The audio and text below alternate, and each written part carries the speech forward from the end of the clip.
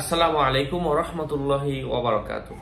সম্মানিত হাজিরিন, আজকের এই ভিডিওতে আমি আপনাদের সাথে আলোচনা করব যাদের ঋণের বোঝা এত বেড়ে গেছে, বাসা ভাড়া জমে গেছে, দোকান ভাড়া জমে গেছে, ব্যবসায় আয় উন্নতি নাই, কোনো কাজের মধ্যে সফলতা আসছে না, মনে হচ্ছে আমি মাটির নিচে ঢুকে যাই, এই বোঝা আমার আর সহ্য হচ্ছে না, দুনিয়ার সুখ শান্তি মায়া আমি ত্যাগ করতে চাচ্ছি, তারপরেও ঋণ থেকে বাঁচতে চাচ্ছি, এমন কিছু অভাবী ব্যক্তি আছেন। তাদের জন্য আল্লাহর কালাম আপনাকে সমাধান দিয়েছে, যে দোয়াটা পাঠ করলে আল্লাহ তাআলা আপনাকে আপনার অভাব অনটন দূর করে দিবেন, আপনার রিজিক বৃদ্ধি করে দিবেন, আপনার ঋণ দূর হয়ে যাবে। এমনই একটা দোয়া আজকে আপনাদের সাথে আমি শেয়ার করছি। আলোচনা বুঝতে ধৈর্য ধরে সাথেই থাকবেন, চ্যানেলটি সাবস্ক্রাইব করতে ভুলবেন না। জুমার নামাজ আদায়ের পরে নিয়ম বলে দিচ্ছি, এগুলা করার জন্য কারো কাছে যাইতে হয় না, আল্লাহর কাছে ইয়াকিনের সাথে ইখলাসের সাথে চান। কোন পীর বুজুর্গ ওলিয়া উলিয়া আপনাকে দিতে পারবে না, কোন মাজার পূজারি কোন কবর আপনাকে দিতে পারবে না। দেওয়ার মালিক একমাত্র আল্লাহ।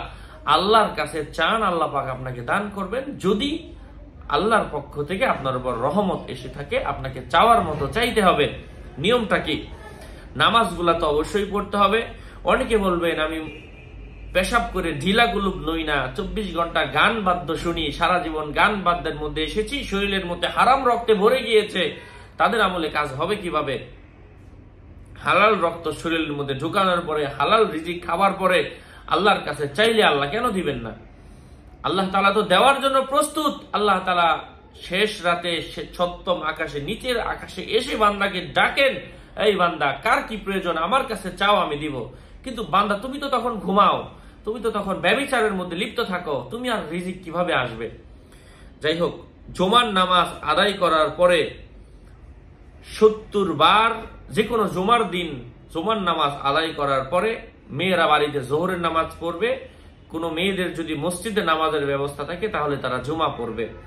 ছেলেরা পড়লে জুমা পড়বে, মেয়েরা ঘরে পড়লে জোহর পড়বে। মেয়েদের জুমার নামাজ নাই, তো ওই মেয়েরাও জোহরের নামাজের পর থেকে শুক্রবারে, ছেলেরা জুমার নামাজের পর থেকে শুক্রবারে এই আয়াতটা 70 বার পাঠ করবে। ঠিক এক জুমা থেকে আরেকটা জুমা পর্যন্ত আমলটা চালিয়ে যাও। মানে প্রত্যেক দিন জোহরের পরে, একদিন তো জুমার দিন শুরু করলো, কিন্তু এছাড়া প্রত্যেক দিন জোহরের পরে ওই জায়গার মধ্যে বসে 70 বার করে পড়তে থাকো।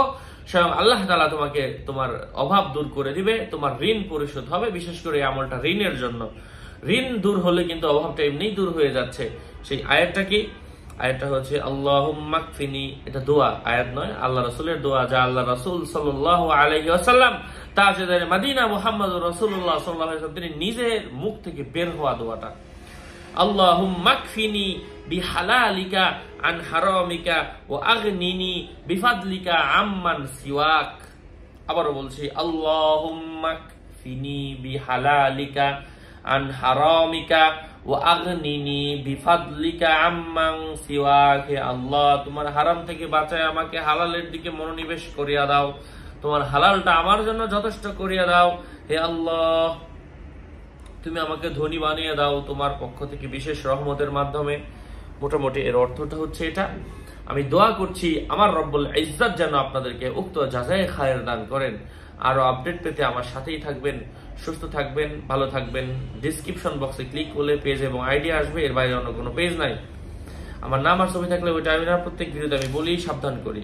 বারবার বলার পরেও সাবধান না হলে এ দায়ভার কিন্তু আমি নিচ্ছি না। সতর্ক থাকবেন, সুস্থ থাকবেন, ভালো থাকবেন। আসসালামু আলাইকুম ওয়া রাহমাতুল্লাহ।